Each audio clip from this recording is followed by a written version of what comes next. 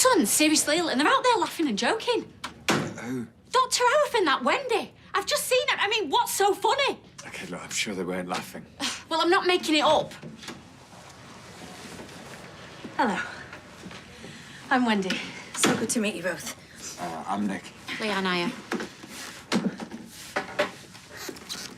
Oh, are you going to record us? Oh, I was going to ask if you give you permission for that. Yeah, of course, whatever you need to do.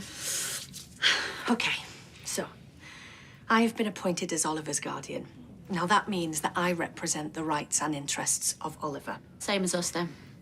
Well, I am appointed by the court. I'm completely independent, so no ties to the hospital, to you, or to social services.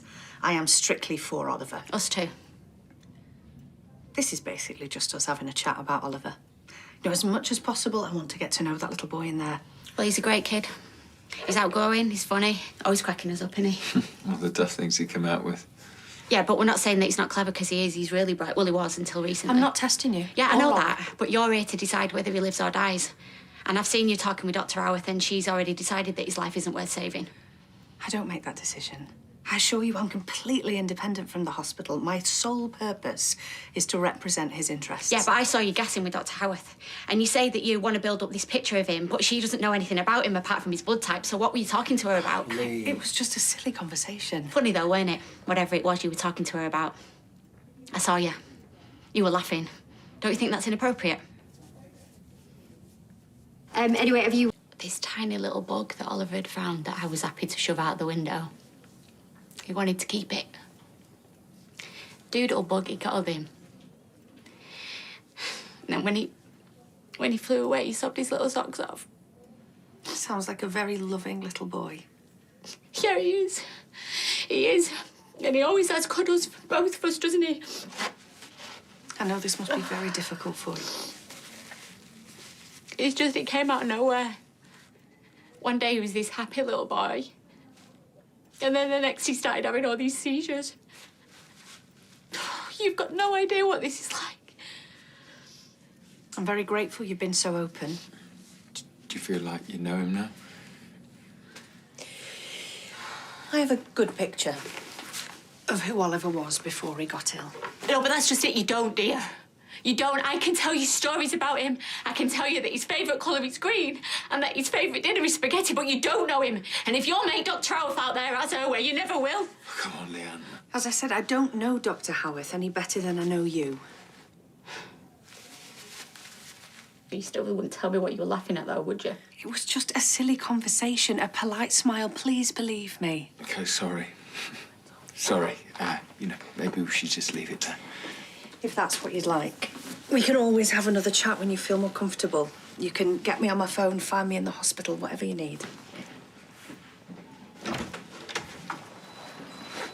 How dare you apologise for me? You were embarrassed by me in there. Of course I wasn't. So why apologise for me? You were more bothered about her feeling uncomfortable than you are about Oliver. Oh, come on. How can you say that? Right, let's just take a minute, yeah? What's happened? It was awful. I just lost it. She's going to think I'm crazy. You will. Can you blame her? Nick. Okay, look, Wendy's on Oliver's side. There's no need to be so aggressive. Whatever she writes in that report is going to affect the rest of our lives. Okay, look, even if you were a bit full on with her, she's not stupid. She'll know it's because you're under so much stress.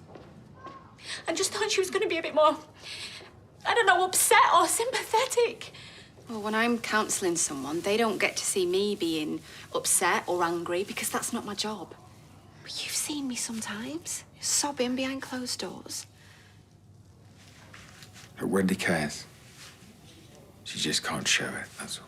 She wasn't the one making cupcakes with him. She wasn't the one kicking a football up behind the red wreck. I was, and I don't even get a say in it.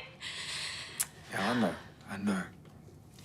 Maybe you need a change of scene. Look, why don't you go home for a bit or go and get a cuppa and a cake? No, I can't. I can stay with Oliver. I won't leave him for a second. I think it'd do you good. Both of you. What? Okay, what now? Yeah, I'll tell her. Tell me what? Okay, yeah. I'll see you later, thanks. That was Natasha.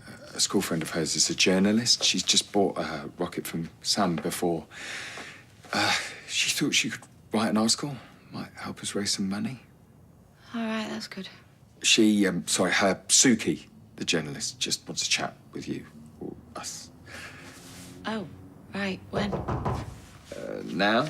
Look, no pressure. No, it's fine. If he's going to help Oliver, then let's do it. Nick. Leanne? Hi, I'm Suki. I'm friends with Natasha. She said to come on over, but no pressure. She filled me in on the situation with Oliver, and I want to help if I can. Yeah, come in, sit down. I think our readers at the Gazette would be really interested in your story. This isn't juicy gossip. This is our lives. Oh, absolutely. No offence intended. A friend of mine lost a child. We haven't lost him. No, you haven't. All I want is to get your side of the story out there. A mother fighting for her son. You're an absolute superhero in my book.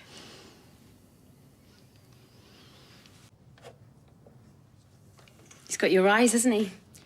Yeah, a few people have said that. It's just a tragedy. A few months ago, he was totally fine. Yeah, came out of nowhere. And now we've got the hospital against us. We've got all these legal bills on top of everything else and all. Sounds so very stressful. And what does it feel like to be told you're going to lose your son? I thought this was a story about a mother fighting for her son. Well, we have to look at the reality. What happened to me being a superhero? You are. No, you just want the grieving mum, don't you? Tell you what, shall I cry for you? Then you can take a photo. Oh, come on, Leanne, she didn't mean it like that. Don't you dare! Don't you dare tell me I'm making it up again. I'm not stupid, Nick. All this bloodsucker wants is a sad story to sell papers. Oh, honestly, that isn't my intention. Oh, get stuffed. Where are you going? I'm going to see my son. Don't follow me.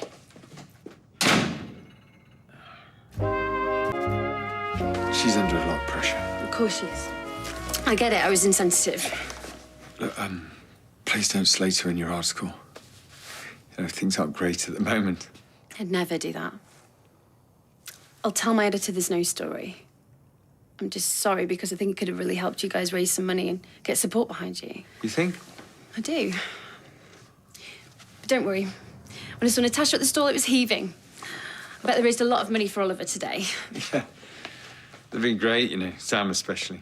He's a little character, isn't he? Yeah, he is. Nat used to be a right party girl. I can't believe she's got a little lad now. You and me both. I'm Sam's dad.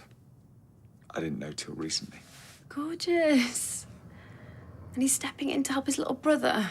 Well, they're not technically brothers, but yeah. Blended family. Love it. Right, I'm off to see if they've got any more of those rockets left.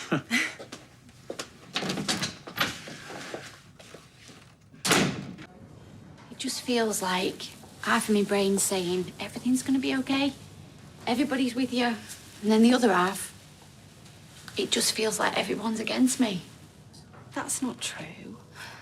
None of us want to lose Oliver. I know that, really. But it just feels like this fog comes over me and just feels like me and him against the world. Everybody understands. That Wendy's gonna think I'm some crazy, angry person. And that journalist, I really lost it with her. If she does write the article, I am not gonna come across well. Well, you said she was quite sensitive at first. Oh, yeah, she was. Until she mentioned losing Oliver and I just totally lost it. But no one wants to read a nasty story. She just wants to write about a mum and her son. She's not going to make you out to be awful. Just hope she don't bother writing anything at all. Just don't know what I was thinking talking to her in the first place. What do you mean? Well, even if the interview had gone well, I don't want the attention. I don't want Oliver splashed all over the papers. It'd be horrible.